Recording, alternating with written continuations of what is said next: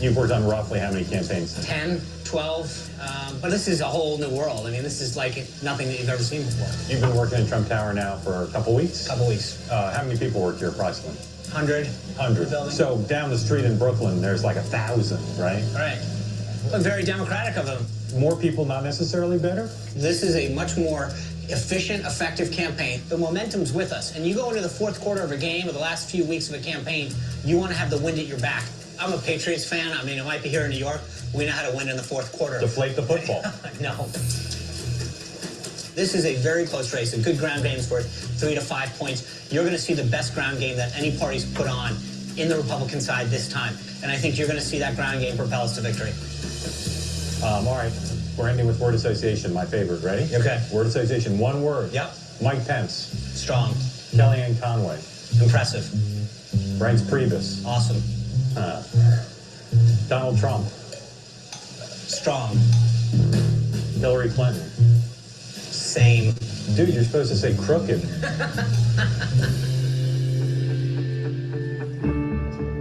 All right. The more things change, the more they stay the same. 8 years ago, I'm asking Sean Spicer annoying, gimmicky questions, and he's explaining that his campaign's going to win, even though they've got a smaller operation, smaller ground game, because they've got momentum. Sean, congratulations. You're 2 for 3. Well, I didn't comment on the middle one. Welcome, everybody. Thank you for joining. This is the morning meeting, and we're going to run through the day and then talk about it and then get your questions in. If you'd like to be part of the conversation here, if you're here on the two-way platform, please raise your hand, and we'll get to as many of you as we can today. If you're watching on YouTube, thank you for joining us. This program is unusual compared to a lot of political discussion. We believe in the presumption of grace and the ethos of peace, love, and understanding. So as we go through the program, if you want to engage in the chat, feel free. But if you do, don't write garbage. And I say garbage because it's a very au courant word. As far as we know, there are no public events today from any major political figures. There is a great North Carolina and Kansas men's basketball team at 7 Eastern. But between now and then, Donald Trump down, not doing any public events, although I predict he'll do something today. My spidey sense says he'll do an interview, a press conference, or make some personnel announcements. So stand by for that. Fittingly, Joe Biden goes to Delaware today. If it's Friday, it's time to go on vacation. And Kamala Harris, fittingly, no public events. All right. Big news of the day that we're going to discuss from yesterday, but it has implications going forward, is the appointment of Susie Wiles, someone who Sean and I don't know. Dan, my guess is you don't know Susie. I actually do know her because I hired Ballard Partners as one of my lobbyists, and Susie did a pit stop over there. All right. Well, you'll talk about her in a second. I found that clip of me and Sean on the circus from season 1 of The Circus when I was looking for a clip of Susie. And I think for most of you don't know her and don't know that she came up through politics as an organizer and an organized person. And so I want to show you a clip from The Circus of Susie talking to her team. This is in the 2016 campaign when she was running Florida. And I think what I like about the clip is you'll get to know her. A lot of the traits that has allowed her to rise up to become the first woman White House chief of staff and a powerful figure in the Republican Party are on offer in this clip. Go ahead and roll it, please. It's a battleground part of a battleground state. It has been for several presidential cycles because it's got everything. You got big cities, you got African Americans, you got Hispanics, you got suburban, you got rural. This corridor is as important a political piece of territory that exists in the United States when you're talking about who's going to win the White House. Okay, let's go.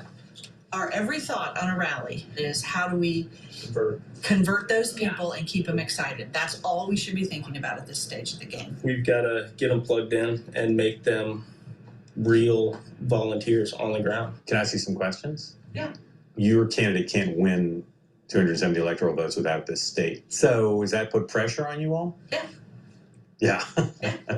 That's why we're here. The Army of Trump is a real thing in Florida, and our job is just to harness it.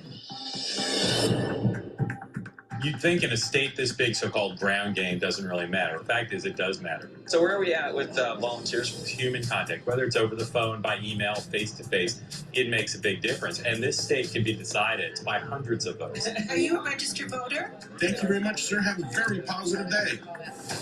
You are Pat Summerall's daughter.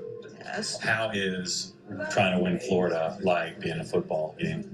I would say the fourth quarter is really, really important. We're clearly in the fourth quarter now. Yes, we are. There's no ambiguity. One team has as their player someone who has been in fourth quarters before, has been around football her whole life. Your star player has never done this in his life. Doesn't that give her an advantage? No, because my star player has raw talent. Sean, what do you see there in Susie that people should know? What it's illustrated about how she works and why she's been able to rise like this? So Susie is no nonsense, no drama, organized, focused, and driven. Like, she is intense, but she does it with a very nice touch, right? She knows how to treat people as a boss, that brings out the best in people.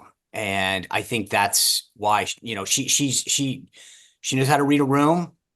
I think part of the reason that she has stayed in Trump world at the level that has for as long as she has is because she knows how to manage personalities. And there's probably no group of personalities that is greater than Trump world, right? And so the number of people that are trying to knife you at any given time, Trump himself, the various levels of influential people around him. And she's been able to do that because she is a good manager at heart. And actually, I think that's why she'll be a good chief of staff. I will just say as a note before I forget, I thought Politico nailed it when they wrote, "Florida woman takes job as White House chief of staff."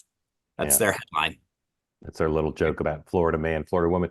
Just at the risk of having you repeat yourself, she's been, as the New York Times pointed out, her appointment was cheered by Jeb Bush and Charlie Kirk. How is it that the establishment likes her and MAGA likes her? Because I go back to the balance. Like, she treats everybody with respect. She doesn't dismiss everyone. There are people in all orbits, to be blunt, but even in Trump world where there's, she knows how to, she was responsive, right? So whether it's Charlie Kirk or, other people that are in the MAGA influencer world that she listens to, she treats them with respect. And obviously she's earned the respect of a lot of folks, in particular in Florida, Jeb Bush, Rick Scott. I think despite some of the chilly nature that maybe even exists in DeSantis world, I think they still respect her as an operative. And as Dan said, she was the kind of people that when Brian Ballard and others looking to bring her on board recognized the sphere of influence that she has. It was telling the other night when she got called up. I was there in 2016 when that version of that happened, and the idea that the president of the United States is putting you on the spotlight, giving you credit, and you demur, really says a lot about who she is and how she operates. Like, she is not out there to seek credit. She gets things done. And I think that's, again, people see that. There's a lot of people in politics and in DC that are all about trying to, worry about their name and then worry about what they've done to achieve. She is an operative at heart. Yeah. Dan, tell us about your experience with Susie. Yeah, as I say, I worked with her just a little bit, and won't get into what we did together. But I think one of the things that is most telling is, but for maybe Casey and Ron DeSantis, she not only has the respect and admiration of the candidates she's worked for, the staff are so loyal to her, and people who worked against her speak incredibly highly of her. So her relationships are so broad, and everyone says the same thing. Respect, she's professional. I'd like to think politics is full of professional people. There are a lot of unprofessional people because it's such a finite time. You have the election and then campaigns kind of dissolve. Even if you're going to stand for re-election, they kind of, downshift to a very low gear. And then as they get ready, they'll ramp back up and bring people back on. So you get a lot of characters that come in and out. But the fact that, both kind of above, below, and sideways, people all say the same thing. it speaks to her character that she's able to have such a great reputation. And that made for a valuable and very successful lobbyist. Yeah. She's the opposite of a day trader. She doesn't treat people badly on the assumption that, well, I'm only dealing with them once, or, maybe I won't deal with them for a while, so I can treat them badly. She just doesn't do that. Yep. It's why people like her and respect her. Her staff, as you said, is fiercely loyal to her. I'll tell you one question I have, and I don't know anybody who doesn't think this was a great choice and really the best choice and really the only choice. There's three roles that some chiefs of staff do. I've been a student since I've covered the White House of the different ways people do the job. And James Baker is kind of the paradigm for a lot of people. He did the whole thing. There are three parts of the job that some chiefs of staff do that I don't know that Susie will do them or want to do them. And many chiefs of staff have passed on these. One is a public face, right? Going on Sunday shows, going to the briefing room, done judiciously. You look at Ron Klain, he was maybe a little more than judicious, but you go out when you need a big hammer, you need to make a point, there's a crisis or there's some fight, and you really want to set an example. It's possible Susie will do that, but as Sean said the other night, she passed up the chance to say something. So that's one role. Another role is national security, and how big a role. She'll clearly have to play a role in national security, but there's a management role, which is the main thing the chief of staff does. But will Susie weigh in with the president and say, yes, bomb Iran, or, whatever? Again, I just don't know that she will. I'm not saying she won't, but that's one. And then the last is congressional relations. I'm sure she'll play a big role in congressional relations, but there are some chiefs of staff who are chief lobbyists when that's needed. And although Susie has been a lobbyist, I'm just not sure that she will play that role as often as Rahm Emanuel did, say. Again, none of these are criticisms. I'm wondering how much of those three things she's going to do. The last thing is, as we sort of alluded to, although there were other names sort of bandied about, I don't recall such universal acclaim on both sides of the aisle for a pick like this. Maybe Leon Panetta. I don't remember specifically how that was received, but just in the abstract, I think that might have been well received because he had the same sort of broad and deep relationships. But Sean, what does this say to you about how the White House will operate and about the subsequent picks he'll make for senior jobs, if anything? Well, I think you saw that quote that the clown car isn't, going to be allowed in. And I think most people know what that means. And I have a feeling more than anything, that's going to be keeping the right people in the right jobs, moving the ball forward.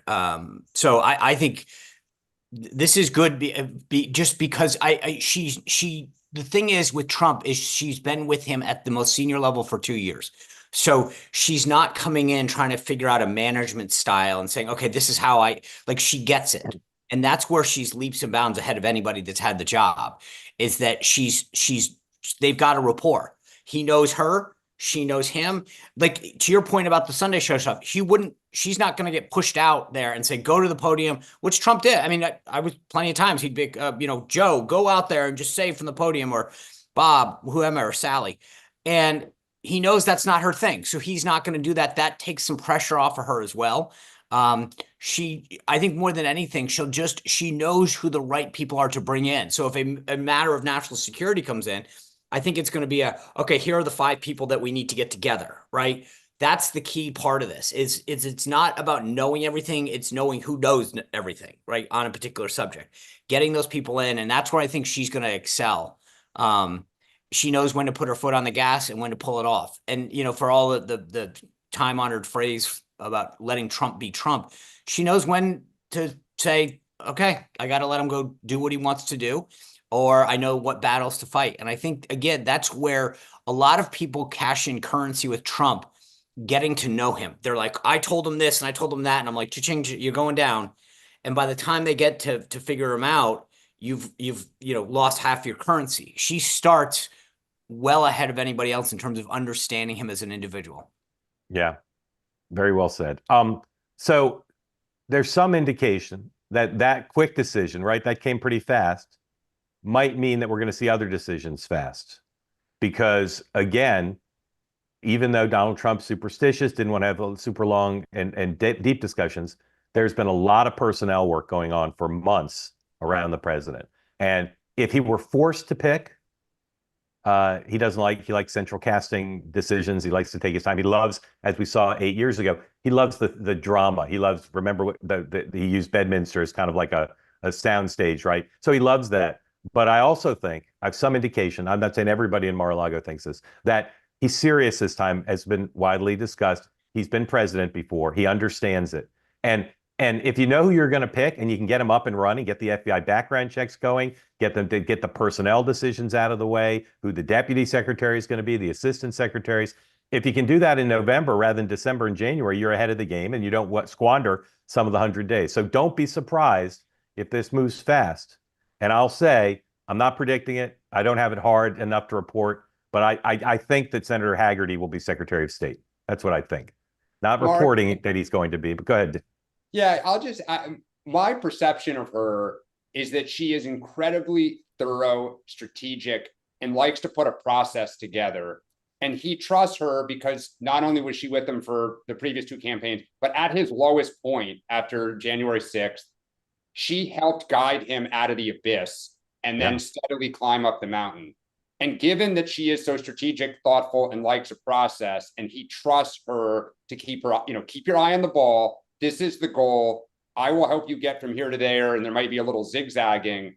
But to your point, as a chief of staff, like, okay, we need to stand this up. What do we want to do the first year? Because I doubt she's staying for 4 years.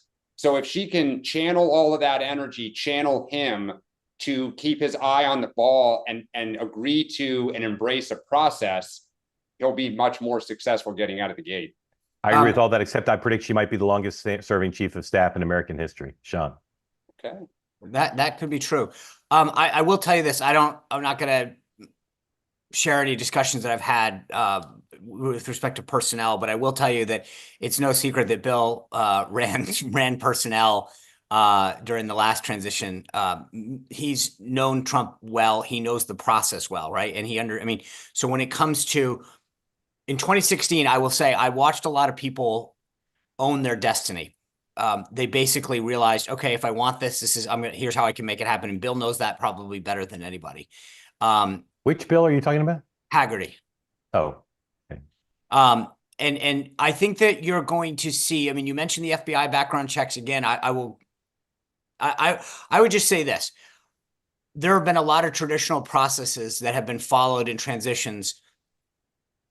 I would be very careful about people believing that certain things are going to be followed on a lot of fronts. Yeah. But I will say that you are right in that there's a lot of decisions that are going to probably start coming out, not just at the high levels, but at the Schedule C level. Yeah. And again, I just don't see any rational reason not to do it except for indecision and love of pageantry.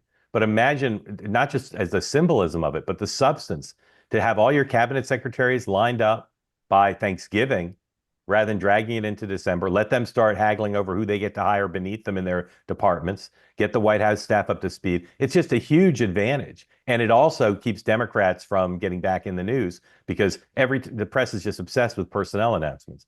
Yeah. So again, I'm predicting it will go faster than some people think. I'll be curious to see just how fast it goes. Speaking of the Democrats, so there's a few voices who are talking about what the party should do. But mostly, if you look at blue media and you look at elected officials, it's still mostly denial about what happened and why. There's 2 big strands. One is it was the economy, it was COVID and inflation, and there was no way she could win. I think I said that on two-way, either here or on the evening show. I think that's ridiculous. If there was no way she could win, she shouldn't have run. But then the other strand is and Al Sharpton is pushing this, amongst others, she was told to talk more about the economy, but people in the campaign stopped her from doing it. Again, the buck stops with the candidate. But there's also a strand that says, it's all the cultural issues. It's all about, Latinx and trans, etc. I want to show you a few things that people on the left are saying about why she lost. Show you a few things. All right. Heather Cox Richardson. She is the Rachel Maddow of Substack. 104, please. So here's a sentence. Here's the thing Heather Cox Richardson writes. Trump won the election in part by promising everything to everyone, but the actual policies of the MAGA party are unpopular, even with many Republican voters. All right, so closing the border, not unpopular with Republican voters, and not really just popular with MAGA. More energy production, ending the forever wars. That seems to me to be extremely clueless, I say with all due respect. All right, 105, please. This is Frank Bruni, who styles his column today as, we Democrats really need to, we need to face reality. We need to not be in denial. Sure, Democrats had an expertly choreographed convention. Yes, Harris had a great debate, no doubt. Trump had a miserable one. And then came his Madison Square Garden debacle. Now, the Trump campaign said immediately after the debate, yes, Trump was baited into responding, but she had a horrible debate, and our data shows it because she didn't talk about what she believed in, and she missed the opportunity, and Trump didn't give her another debate. As for the Madison Square debacle, there were some bad jokes. There were some bad jokes and some crude statements, but anyone who covered it fairly saw it was a triumph for energizing the base and for reaching voters across the country, including some groups that Donald Trump did very well in. Two more quotes. 103, The Atlantic. This one, these all make me laugh, but I find them all illustrative. Atlantic magazine. Okay. There's this notion of there's a lot of tension between the Biden team and the Harris team. Was it Biden's fault? Was it Harris' fault? Biden, I say, would never have let such attack stand. This is about the trans ad that went unresponded to by the Harris campaign. He would have clearly rejected the idea of trans women competing in women's sports. Of course, he never staked out that position in his presidency. I find that funny, but the reporter could actually write 3 sentences like that. So he's being spun by the Biden people saying, well, Biden never would have stood by while he was attacked for the trans position. But of course, when he was president and all this was going on, he did nothing about it. Hilarious to me. Last one, or did we do them all? Last one, Nellie Bowles. And this to me goes to illustrate my argument that the political Achilles heel of Kamala Harris is she does not like to make difficult decisions under pressure, which is the job description of both presidential candidate and president. She was so scared of upsetting her left flank that she refused to endorse Prop 36, a new tough on crime bill in California that passed with over 70% of the vote in California. Every single county in California passed the tough on crime bill that Kamala Harris refused to endorse. She was asked about it repeatedly. She was asked about it right before the election because she'd already voted, so she decided her position, and she still wouldn't say. Incredible. So, Dan, what is the status today, 3 days after the election, of the Democratic Party? Leave the media aside for a minute. Of the Democratic Party grappling with identifying the actual causes of the problem. Yeah, and I'll just also add, not only did that proposition pass, the mayor of San Francisco went down, which is getting some play on the left, especially here in New York, where people are worried about Hochul and other things. I think the reaction I'm going to put into 2 classes. The professional class, whose job it is to win elections, both the consultants and members of Congress from swing states, swing districts, I think is pretty sober. You're starting to see not just Richie Torres, but Debbie Dingell is speaking out. The Times profiles the woman from Washington who won, despite Trump winning her district for the 3rd time and increasing margins, are beginning to speak out, kind of confidently, not fearful of the left, and saying, here are all the lessons from my district, from my state, things that we're getting wrong. Debbie Dingell saying, and people who, Mark, have heard her on your platform the last year, it's not new, saying like there was nothing shocking about what happened. Like you could see the writing on the wall when I talked to people. So I think the professional class is beginning to go public. They're sober, and they see it's not just the economy, not just cultural issues. Like it's a much, much bigger holistic set of problems. The armchair generals who sit in New York City and Washington, D.C. and never get out of their neighborhoods are continuing to say it's not us, it's you, it's them, it's all these other reasons. And as you say, the patronizing kind of, people don't realize that Trump's bad for them. They're going to see once he enacts his policies how much he's screwing them, and they will ultimately come back to us because we're right. And I think they'll be the last to get it because it's just too painful. But I think that, one of the things that I'm watching is not just the DNC chair race, but the DSCC, the Democratic Senatorial Campaign Committee, and the DCCC will get new chairs. And I'm reminded of 2006 when Chuck Schumer, who then was kind of an up-and-comer and not known, too well outside the Beltway in New York City, took over the DSCC.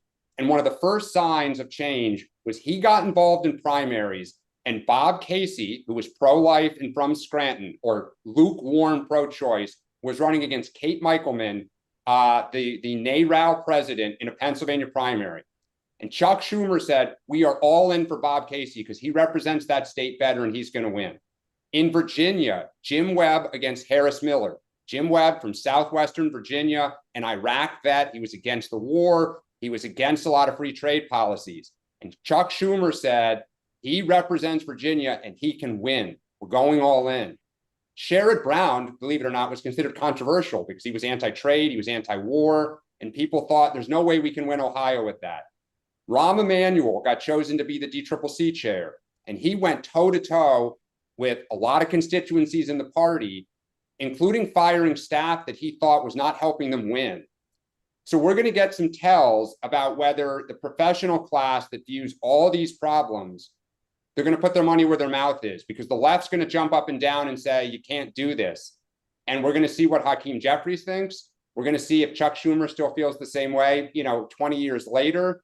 So I think the party's going through this. It's normal. It's natural. This is what happens when you lose. But I'm also, the Axios and others are not saying anymore, this is shocking and horrifying, we can't believe it. And they're starting to say the signs were there. One thing that's interesting to me, if Donald Trump had just won the Electoral College and squeaked by with 280, whatever. But when you start to look at, and again, I subscribe to the Halperin, not just the newsletter, but the viewpoint on exit polls. So I take it with a grain of salt. But when you look at the data that shows, Harris did worse with women, Harris did worse with Latinos, she did worse with blacks. Like that's their campaign was all about women, right? I mean, that's the one thing that if you did well with any group, that should have been it. At some point you have to, and you had over $1 billion. You outspent this guy by a massive amount. Going back to the interview before, right? We had the same argument logistically and mechanically in 2016. But if you're the Democratic Party, to Dan's point, at some point you have to say, what is it that we're saying? Because the groups that are naturally with us walked from us. So was it her? Was it the message? Or was it to some degree what Donald Trump is actually saying?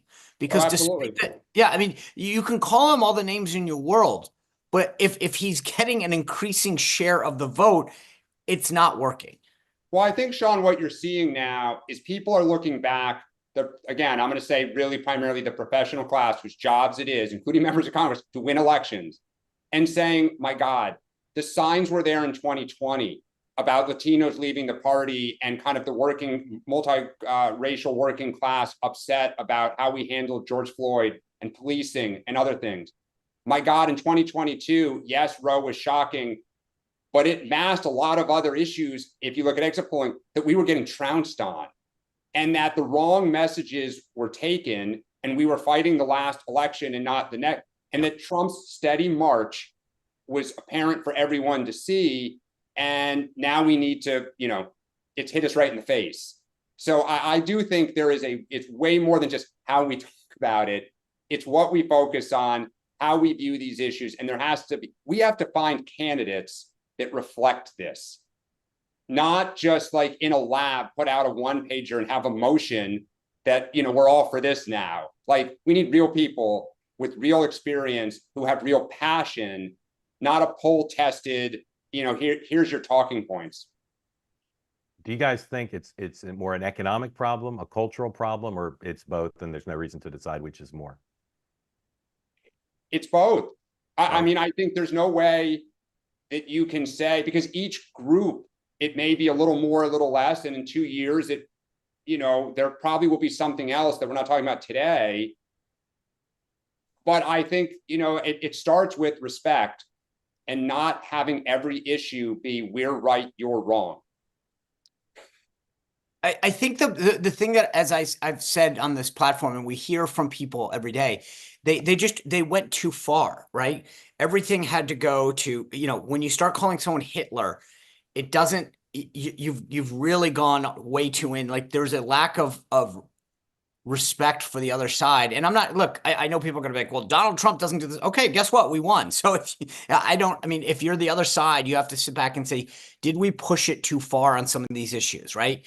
I think the issue on trans, right? The thing that's interesting for me is that as a guy that doesn't believe in big government, my view is you want to live I don't really care what you do in your life after, if it doesn't affect me. But when you start telling me that I'm going to get canceled because I'm not using your pronouns, and you're going to lose my job, and you kind of start to go too far.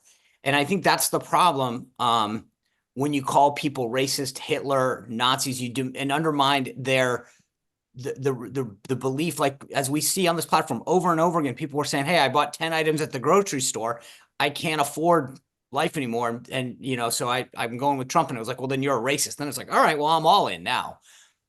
All right, we're Well, going to talk it's also brief. just, Go ahead. I go back to the only unifying thing has been anti-Trump. And on the economy, what Harris offered was like basically the modern version of school uniforms for 96. It was just small ball, poll tested, utterly safe space stuff. And if you asked anybody, if Kamala Harris wins, Sean, before we got on, Sean was playing, he asked his kids in the car ride, what is Donald Trump going to do on day one? And they were throwing out very adorable and cute, things, but like they all had an idea. Nobody knows what Harris wanted to do on day one and why she wanted to be president. And that is true up and down the party. Why do we want to be in charge to help you on the economy? We have no answer for that. And we haven't for years. We could talk an hour about the media, and we're not going to. We're going to get to people's questions in a minute. We'll have a brief conversation about the media. If you'd like to get in the conversation, please raise your hand.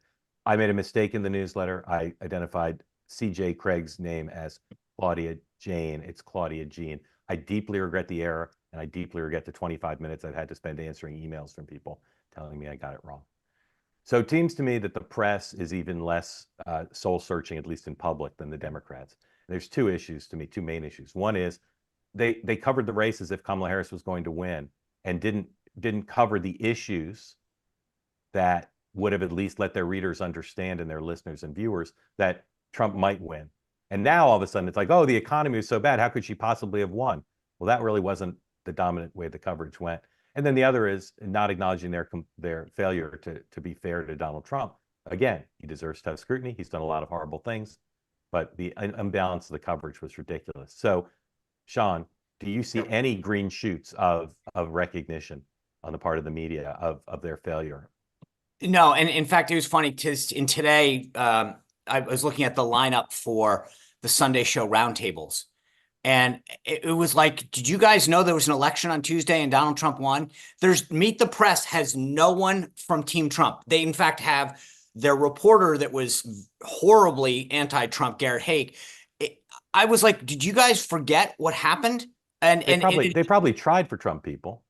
No, that's not true. I mean, I doubt it. I'll be honest with you, because enough people. They might not have. Here's why I'll tell you this right now, just from experience. Enough people are going to want to audition. And they will go on any show, especially a Sunday show. So, let's be honest with you. But I was like, it blew my mind how tone deaf a show like Meet the Press is. It just, the idea that there is they don't want to even try to understand who these people are, why they voted. So it's going to be the same analysis from the same people who gave us the same crap all for the last several months. Dan. Yeah, no, I don't think there's any self-reflection yet. I think it may come because the rise of alternative media and their influence in politics is only going to rapidly accelerate.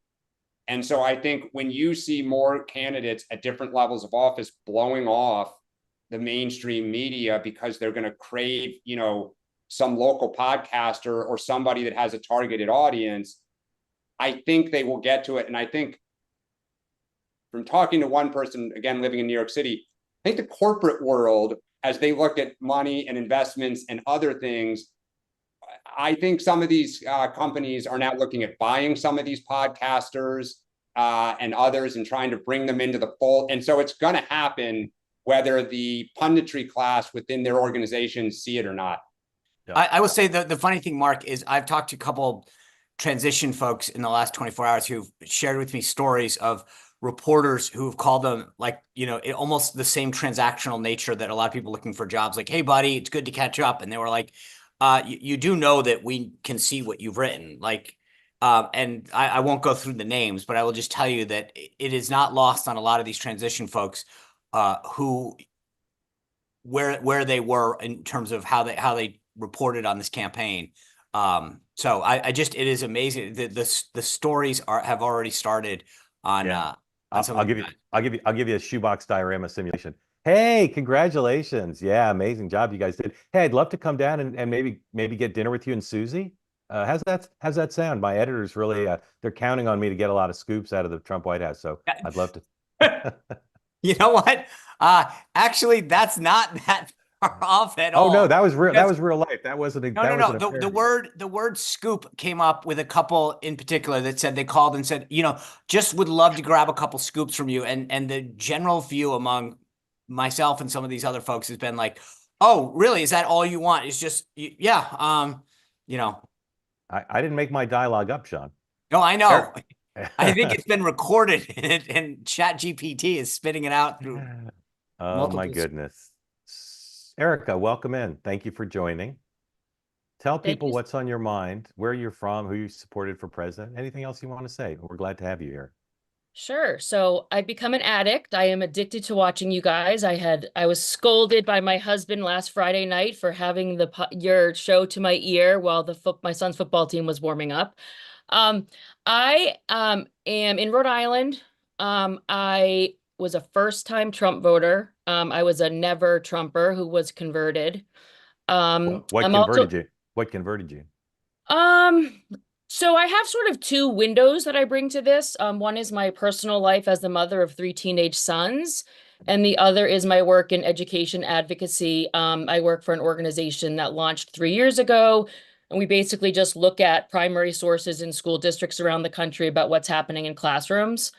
And you can't, and I was a teacher till 2015. So when I say you can't overstate how much extreme ideology and dogma came into the schools, I'm saying it as somebody that actually worked in schools and also has kids in school. The second thing that I would say is that the steady drumbeat of denigration of boys and men, that is another thing that cannot be overstated. And so when I look at the marriage gap in the voting, right? So the sort of the single women versus the married women who we can assume many of whom are mothers. I think that has driven a lot of people like me to say, I could never vote for that guy. And then in 8 years to say that the Democratic Party absolutely needs to lose power because what they are pushing on, the messaging, the denigration, the contempt, the disdain, and also I would say, as many probably know, the Democratic Party obsesses about disparities, and they always have reasons for those disparities, right? It's racism, it's sexism, it's something. But the disparities that we see between boys and their sisters and boys and their female classmates, they're not just massive, they're increasing. And not only does the Democratic Party and the media refuse to cover it, they actually celebrate those disparities. And I really do think that that a lot of people, myself included, have taken a stand to say, like, this cannot continue. Erica, brilliant. Do you want to ask a question? I bet Sean and Dan both have questions for you, but is there something you want to ask, or you just want to share all that? I mean, I guess I would like to ask both of you. First of all, I adore you guys. Dan, I tell people all the time, I wish I smiled as much as you. You have like a natural smiley face, and I wish I had that.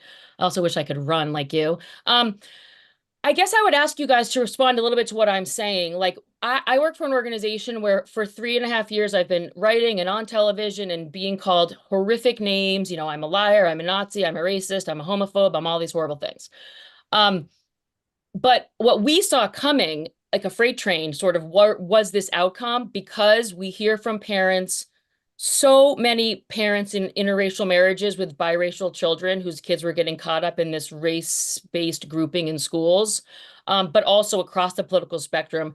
And I guess I would ask you guys, it seems like the scales are falling from the eyes of some Democrats, that they're sort of admitting today, I was afraid to say that I have a problem with biological, males playing in girls' sports, and I didn't say it. Now I am. Do you think that we're going to see this dam break and a lot more Democrats who've been DMing and texting for years about their true feelings, but hiding them in public? Are they going to come out and admit that this really was an issue and that they need to recalibrate? Dan. Hope the answer is yes. The one group that is fairly quiet in this analysis or post-election analysis, but for Bernie Sanders, is the progressive wing. And I don't know if that's because they're trying to, they're going to wait, they're going to let the steam come out of the kettle, and then they're going to kind of put their hands back on the tiller and try to say, like, no, this is a really proudly progressive party and you're a racist, you're this, or whether there is some questioning. I don't know how you look at the data and reach a different conclusion. I just don't. And that's not to say that you want to throw transgender children out. Like, I think most people, I've said this before, don't see it as black and white. There's a lot of gray. And just as they respect the right of a person to make their choice, they don't want to be told how they should behave and what they should accept. So respect me, I'll respect you. So I hope that is where the party goes. Sean. First, I'll give hat tip to Dan for the nautical reference to the Rhode Island people. That was very nice. The hand on the tiller thing to the ocean state. That's nice. Where are you from in Rhode Island, if I may ask? I live in Cumberland, so right on the Massachusetts line. Listen, I don't need a geography lesson. You know what I'm talking about? There's only like there's only like 8 towns in the whole state. That's not very 39. Oh yeah. What do you? You have 39 towns and 36 school districts. Yeah, there you go. That's Rhode Island right now. And the best peppers on the calamari. And not a single Republican in our delegation. Yeah. It's amazing, but to your point, I think that there's been an overcorrection. I will say that in conversations, I don't think this is going to be a huge news thing, but the issue of DEI and trans among transition staff is definitely a priority. You're going to see not just, I know your question was to Dan on that side, but this is definitely something that is a priority. And the one thing that is interesting, I find the burning of the American flag abhorrent, but I've always believed that the beauty of the First Amendment is that as much as I hate people who do that and what they do, that's the beauty of our First Amendment, right? It gives us, and what Dan was saying is we've lost that sense of tolerance, which is, okay, I will respect your view, but you can't impose it on me, right? And I think that what has happened in a lot of these cultural issues is I have an issue and now you must believe in it. You must accept it. And we've lost that sense of, you just need to respect that I live differently versus now you have to abide by it. And that's where I think the pendulum is going to swing back. Can I just add one other thing to your point? Because I know people are saying this in the chat, and I've heard this on X following up our shows. It's not just transgender rights. Like, another huge issue for a lot of people is public safety. In New York City, it's not as safe as it once was. That is a fact. I don't want to hear statistics and everything else. If you raise the concern about public safety and what's labeled small crime, the increase of it, people say, like, you're racist. Like, how dare you bring up, because let me show you the FBI statistic, and any solution you have that involves increasing policing or other things, like, we don't want to talk about. So it's not just transgender rights where the party shuts people down and says, and puts a label on them, but it's a lot of other issues that, depending on how you feel on transgender rights, bothers and concerns a lot of Americans. Can I just say one thing, Mark, real quick too? When you say transgender rights, what I would say is that it is not transgender rights that have people upset. It is exclusively about what is happening with children and what they are being taught in schools and the massive redefinition of sex that occurs in the Title IX rewrite, which I bet most people don't realize, right? So this is not about, adults. This is really about, and I would be happy to, share with people primary source materials from schools, but the content in the schools, starting in very young grades, is teaching children you choose if you want to be a boy or a girl or both or neither. That is the content. It is in the state standards in many states, and parents are freaking out. Amen. Erica, we have a million more questions to ask you, but we want to bring some other folks in. But so grateful to you for participating and just impressed by how eloquent you are about the whole thing. So thank you. Thank you so much. I love your show. Thank you. Come back regularly. Appreciate it. Tom, welcome in. Tell folks where you are, who you supported for president, and what's on your mind, please. Sure. I'm in Florida and actually practiced medicine in Iowa for 35 years before I moved down here. And I voted for Trump 3 times. And I'm wanting to mention something that's a bit of a change of subject. I just was looking at a Wall Street Journal editorial, headline said, Latino voters supported Trump. And I would agree that that's a good way that's true. But I think Latino voters sort of is a poor description of who they are. They're not just Latino voters, they're Latino citizens, they're American citizens. Down here in Florida, a lot of the work done on our houses and cars and everything are done by Latinos, probably mostly Cubans, but Central Americans and Mexicans too. And I think that is something that is important for anyone who wants to run for office. Treat Latinos as not Latinos, but American citizens. They're great people. They do great work, and I appreciate them. Thank you for that, Sean. I think that that was basically the Trump strategy: go after different groups and say, you have this problem too. You care about inflation. You care about crime, safety, cultural issues in particular. And I think that the vote shows it, especially among the Hispanic community. You look at the share of the vote. It's really interesting. There's a school of thought that even among Republicans that, we need to pander to these groups. And Trump got the highest share of because of, I think he was blunt, direct, and to your point, treated them as, you're a citizen, you care about these issues as much as the next guy, and it reflects in the vote. Dan. Yeah, I mean, one of the problems people have is they treat all Latinos as the same.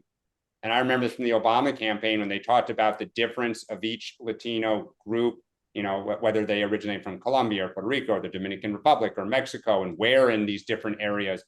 And then ultimately, they're Americans. And Karl Rove talked about this in 2004, about how they met them where they are, talked to them about the issues they cared about. They didn't just stick a label on them and put them in one shoebox and say, it's a really simple message that all of you should rally around. Tom, how'd you find Two-Way? Oh, I've been watching it for several months. I don't really know. Okay, that's a good do answer. a little bit of channel searching and yep. Okay, well, thank you. Thank you for joining. We'd love to have you back. Come back regularly, please. Okay, thanks. Thank you. Steve, welcome in. Tell folks where you are, who you supported for president, what's on your mind, please. New York City, Manhattan, and I supported Trump.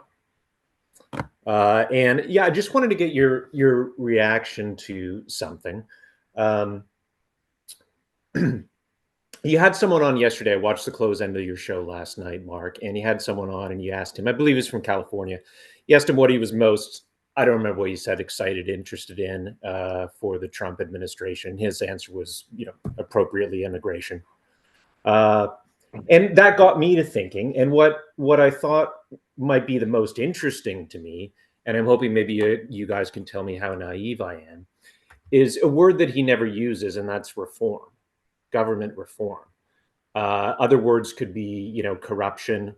Bannon, from what I understand, spoke about deconstruction of the bureaucratic state. You think about what Elon's proposing to do, RFK Jr. proposing to do. It's all kind of in the same sort of vein. And if you think about what Trump could do that would have the most lasting impact, of course, there's expedient things, inflation, Americans are struggling. But in terms of lasting impact, if he was to reform the government, whether that is under the bureaucracy or term limits in the legislative branch, there's a tremendous opportunity to have a real lasting impact on the republic doing that. And I wonder if that's just naive from a political point of view, from a practical point of view, and or from a priorities to Trump point of view. And we'd love to get your reaction to that. Dan. So two things here. One, I wouldn't say that stuff like inflation and other things is not a lasting impact. I mean, I know that's not what you're saying, but for a lot of tens of millions of people, their lives, that is much more impactful on their lives than how the government runs, right? It's the whole idea of chaos in Washington versus calm in the country versus vice versa. But I'm from DC, I have family in DC that work in government, so I know where you're going with this. I think that, one, Trump can't enact term limits for members of Congress. That he cannot just unilaterally do. I think if he were to make changes to the bureaucracy, not all of the bureaucracy is great. There are some changes that are probably needed. And I think I don't think he's going to make massive change into like the overall trajectory of government. It's just too big. It's too hard. He only has 4 years. He's going to have, Congress to deal with on this. His own party has vested interest in some of those agencies performing and doing well and where money flows to, et cetera. But that, if he were to make change, then the country will, evaluate it. And if people don't like it, they'll get tossed out and someone will come in that does what they, something else. John. Here's what I'll tell you. I think government is very difficult bureaucratically to move or to do things. That being said, in the conversations that I'm having, I think you are going to see individuals go into a lot of places with very clear instructions to make change. Whether they will be successful or not is a separate discussion. But what you're addressing is a key tenet across all of the folks in the transition that I'm talking to. That the individuals that are chosen for key positions will not be there to sit at a desk and have a nice title. They are being told, this is what your mandate is. Are you clear on that, right? We want to go in, make this place more efficient, make it more effective for the American people and the taxpayers. And you're going to have to break some glass. Whether that's effective, Dan knows. I mean, a lot of government is intentionally made to not move quickly. There's a reason it's called bureaucratic. And so there's two questions. One is he going to try? And then two is, what are those outcomes going to look like? I think that there's no question that in my conversations that I've had over the past 24, 48 hours, that is a key tenet of a lot of the personnel that's being chosen. And by the way, I'll just add, because you hear Democrats talk about this a lot, that the bureaucracy should resist Trump. But when Democrats have the White House, and historically it's been like the DOD and other things have resisted Democratic presidents and driven Bill Clinton, Barack Obama totally nuts. We didn't like it. Like you serve the Constitution. That's who your oath is to. But right. The president should have people that support that are enacting the agenda of the cabinet and the president. They are on the ballot. If you don't like what they do, then you vote them out. That is democracy. That is not a threat to democracy. That is democracy in action. And I would hope that a Democratic president, because Al Gore and Bill Clinton, I forget, Mark, you will remember whatever the title was, remaking government. It was like Al Gore. Reinventing government. They tried to make all this change and some happened, and I think for the better, and some did not. But like, this is why we have elections. Yeah, thanks for saying that, because the sort of the Democrat counter narrative is that Trump's going to teeth out all the experts and put in loyalists who are anti-science and so forth. Now, there may be some credence in that. I'm not taking a position here on that, but to hear you say that, Dan, where you actually can teeth people out and people in that you want, and that's what's done. And Steve, who's to say our experts are better than they? Like, okay, I may have, and look, I have a brother-in-law, hope he doesn't get upset for me, who's a very senior person at NOAA, right? Went to Duke, made masters in Duke in environmental science, believes he is in government for all the right reasons. Yeah. But his expertise, I think, is valuable and adds a service to the United States government and the people. But if somebody else comes in that might be from business or have a different background, who am I to say he's better than that guy, even though Trump just won, with a different way of potentially running it? And if they screw everything up, they'll get kicked out of office. Did you guys see it was getting passed around on Twitter where there was a loop of all the threat to democracy from both the Democratic politicians and from the Democratic media, and they replaced democracy with bureaucracy? Did you see that? So I haven't seen it yet. Actually, a threat to bureaucracy and so forth. And I think there's a lot of truth in that. And I do buy into the fact that at a certain point, certainly bureaucracy becomes anti-democratic when there's a certain amount of power in that bureaucracy and they're not elected. You do have a problem. And I'd like to have a discussion with someone who does not think we're past that level now. So, Steve, do you wear your Make America Great Again hat to Zabar's? No, man.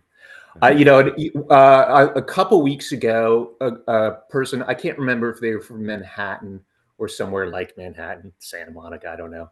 But they asked the question about, how, if Trump wins, how do I deal with my friends, my colleagues? And Dan, you spoke to that, I think, mostly, but that would be a helpful discussion to continue to have here, because I have friends who I don't know how to deal with. I mean, I'm not really outed in terms of a Trump supporter to people with TDS. Sorry to use that phrase, but discussion. There are a lot of people who called in here from places like Manhattan and are in my shoes. Discussion around how to navigate this with people, and it's been encouraging to see. As far as I'm aware, there haven't been significant protests and things like that. But it is hard for people to navigate. And maybe you guys could help in that regard. Yeah, we will. Steve, thank you. Appreciate you coming. So in that regard, as we head towards the inauguration, we will be having those kind of discussions here. Eager to have as much civic accord as possible and as little violence, of course, as possible. We were talking yesterday off the show about the importance of turning from the discussion of how the Democratic Party is dealing with this away from Dems in disarray, which is a journalistic trope that people use, to looking seriously at how the Democrats are trying to come up with ideas and leaders and strategies and tactics for being the opposition party for the next 2 years and thinking about the midterms, et cetera. So our tone for that hopefully will be more welcoming to Democrats. I didn't like the fact that we didn't have any Harris supporters on. I call on people at random for the most part, and we still would love our Harris supporters to be part of the conversation. Just want to hear from Brian real quick before we go. Brian, just update everybody on where we stand on the farm and what kind of stuff help you're getting and what kind of stuff you need now. Did you catch anything this morning? I know you said on X you were going out to hunt for the show. Yeah, so I did harvest my first of 3x3 tags this morning, but I was planning on shooting a doe to, because I can't afford beef jerkies, but I can afford an arrow, and that makes 70 pounds and a $30 dehydrator, and there's 70 pounds of venison jerky, which I prefer. So that was my plan, but so I was late. Obviously my hunting stuff's a little scattered, but it's okay. I still got out there, and walking back to my tree stand. It's private property everywhere, but a lot of it I can hunt. And I'm walking to my tree stand, and I'm like 30 yards into the woods, and there's my white whale. There's like, I got pictures of the big 10-point buck, the one with the bear, that one. Like he's standing right there and he doesn't see me because I got my new fancy camo pants on. Hey, and I smoked him, dropped him, double lung heart, boom. Hey, he didn't even know he was hit. That's why I don't hunt with guns. When you shoot a deer with a fast bow, with a super sharp, like you ever laid yourself open with a razor knife, you don't feel it. So the deer, it was a clean pass through. Hey, the deer goes like this. Like, what was that? Hey, then he just starts walking off. Hey, he's pumping out all of his blood. He doesn't even know it. Hey, the deer walks 20 yards. I can see him start to get woozy and he just lays down. And I walked back up to the house. I made a cup of coffee. And then I called my buddy Hunter that because of the doe I could have dragged alone up to the Jeep and brought the hunters. But I called Hunter. I was like, Hunter, guess what? He's like, you got the big one. I was like, bro, I need your help. Bring the truck. He came up, his truck, the field's all dry. It hasn't rained in months. So we brought his truck all the way to the back. Me and him, antler, boom, back to his truck at the processor. Like I was late because field dressing a 200-pound deer is a lot different than a 100-pound doe. You know, it's a bigger job. But we got it done. The deer's at the processor. The cool thing is Hunter's a part of this cool program in Massachusetts called Share the Harvest. So all that food is getting processed and donated to people in need. And this is the perfect allegory for why I'm done with the left, because I'm a bad hunter. But what they don't know is that buck, that giant buck that I shot back there a couple hours ago, was no longer reproducing. And all he was doing was killing the young deer, because that's all deer do during the rut. They kill and try to mate with does. And the old deer that are huge that can't mate anymore, guess what? They get angry about it. And you know what they take it out on? The little deer. And it's a 10-point buck. I'm very excited. I've never shot a 10-point buck. But I watched that when that big deer moved in, I watched him kill two of my young does. Like I could watch it on video. They fight. And when a big deer fights a little deer, guess what happens? The big deer kills little deer. Brian, tell people the URL for the farm so they can sign up for the newsletter and they can sign up to help. I believe chapinroadfarm.com at the moment, but just because they have like 4 domains. It has something to do with the tech people, but you could go to chapinroadfarm.anything and you'll get there. Yeah. All right. Thank you, Brian. Remember the pheasant bow? This is why I hunt pheasants. Their feathers are very cool. Brian, but yeah, so I'm just psyched. I never shot a deer that big, so I'm just excited. Thank you for the farm narrative. Everybody go to the website and sign up. We had the first hole in one from the farm team, like someone on the team. It was the head of our and this is why we got to pick the next project. I want to go with Peanut, the squirrel. I think we should reunite him with the man. If anyone's familiar with that sweet squirrel, that should be the next project, because it was the head of our I guess molecular plant biology, like geneticist. He happens to be my brother too, but he got his first hole in one the other day. Scotty Lee, he's welcome to the club. Brian, thank you. Have a great weekend. Everybody sign up for the farm. We'll get more updates in the coming days. Guys, closing thoughts. John. I can't beat that. I hope we'll be clipping that and putting it on the social media. Yeah, I would just say have a great weekend. I'm excited to sleep. I may nap right after the show. Dan, what's going on with you this weekend? What a week. And I'm going to spend time with the family, and one of our kids just turned 11. So we are hosting a sleepover tonight, which means I will not be sleeping much tonight, unfortunately. But just looking forward to the conversation continuing. Onward we go. All right. Thanks, everybody, for watching. I'll be back at 6 p.m. tonight for the closing episode of the week of Two-Way tonight. Hey, Mark, just real quick. I think, I don't want to get ahead of the team. But we should have a fun, like kind of a special show that the three of us have been working on that we'll have hopefully announced Monday or Tuesday next week. That's a little bit of a TV tease. But we've got some special ideas that I think people will enjoy. How's that?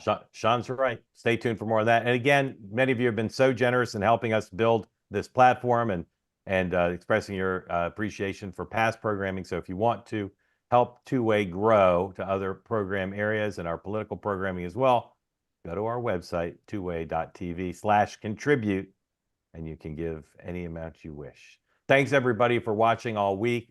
Grateful to get through Election Day and beyond with you. And I'll see you tonight at 6, and the three of us will see you Monday morning, 9 a.m. Eastern time. Because it is Monday, 9 a.m. Eastern time, Dan, it's what time? Time for the morning meeting. There you go. Thank you. Have a great day, everybody.